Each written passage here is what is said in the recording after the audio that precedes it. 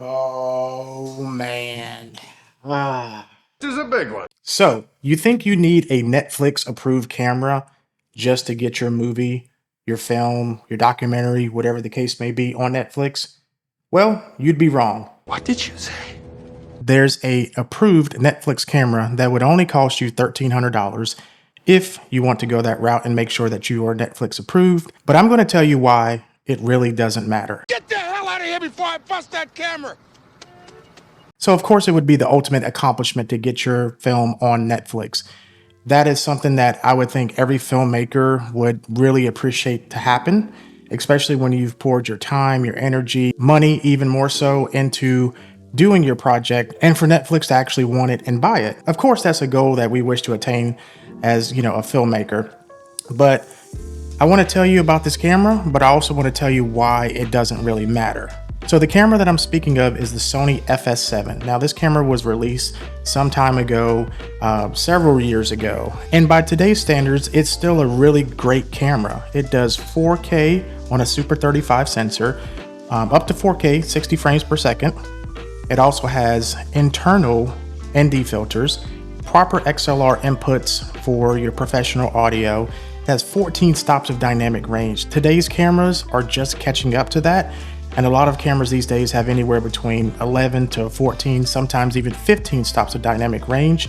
It records in a RAW codec and it records in the color space S-Gamut, S-Cinegamut 3, S-Gamut Cine 3, something like that, that Netflix requires one of their color spaces that they will accept. So by all means and all intents and purposes, the FS7 is a great camera even in today's market.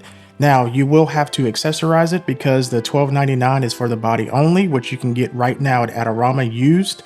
And I've purchased plenty of things from Adorama before used. Even in the condition of E-, it's still in fantastic shape. I don't think you would have any issues there. Now, I'm not sponsored in any way by Adorama, but they do have great deals and great products, and sometimes you can find exactly what you need there.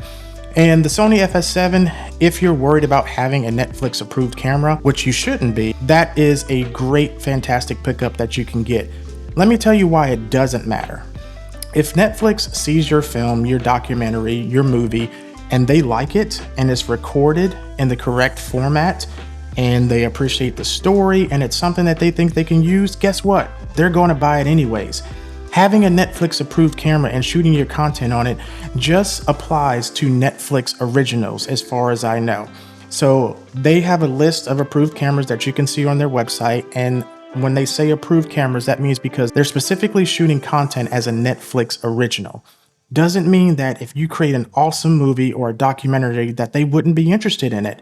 So I would focus on the gear that you have. I mean, movies have been shot on things like an iPhone. Also, a Canon 5D Mark III was used in Iron Man and the TV show House, and a lot of other cameras have been used to create awesome looking movies and films. This camera here, the FX30, it is a cinema camera by definition and it's branded that way, but it's not on Netflix approved list. Does that mean I can't create a movie with it that would be awesome that they would want to buy? Or even any streaming platform for that matter, Tubi, Crackle, Amazon Prime. Now the bigger brother to this, which is the FX3, that is an approved Netflix camera, but it also costs $4,000. What I'm getting at is you shouldn't worry so much about Netflix approved cameras.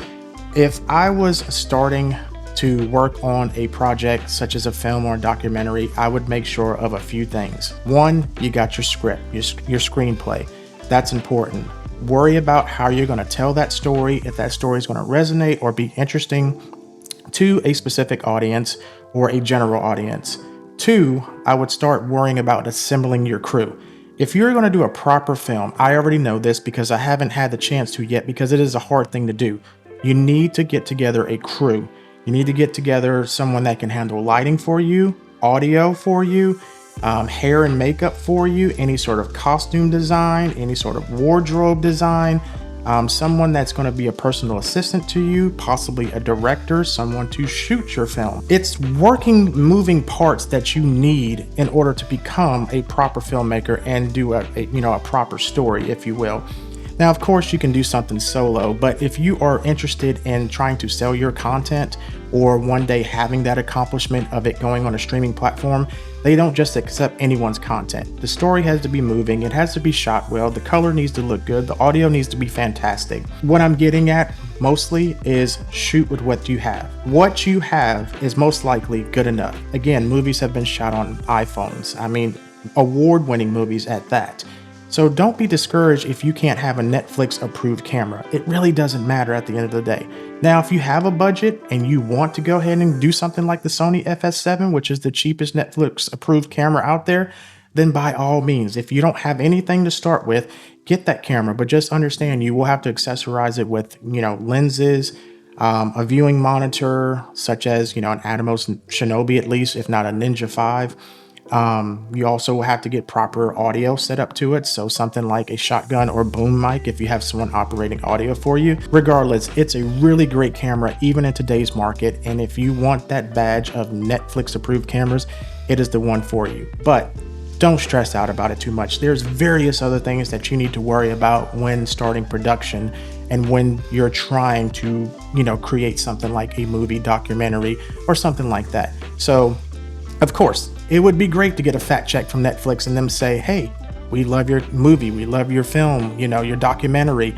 Let's write you a check and get you on Netflix. But just be aware, guys, you don't have to have a Netflix approved camera. And I think that's the misconception these days. As far as I know, this is the knowledge that I've researched and I've gained. And the reason why I have, obviously, because on this channel, I've explained that I want to segue from being just a videographer to a filmmaker, a proper filmmaker. And with that, there's so many moving pieces that you have to get correct. And more importantly, the story that you're telling is what's going to matter. It's not necessarily the gear that you shoot on. Now, obviously, it has to look good, sound good, and just, resonate with folks. But I think people worry too much about gear and badges and approvals and certifications. Just go out there, shoot your content, do your best, and I really think you'll see some results from it. So if this video was helpful in any ways, please consider to like and subscribe. I would greatly appreciate it if you take this journey with me as I am trying to become a proper filmmaker myself.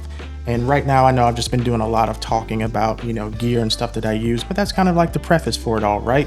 We can't just go straight into production and showing the behind the scenes of that. I am working on some stuff and some shorts and some documentary stuff. So hopefully I can put that content out soon. Please stick around, stay with me. I think it's going to be of massive value. And as long as it helps a few people, I'm happy. My job's done. So until the next one, take care of each other, be kind, and I'll see you soon.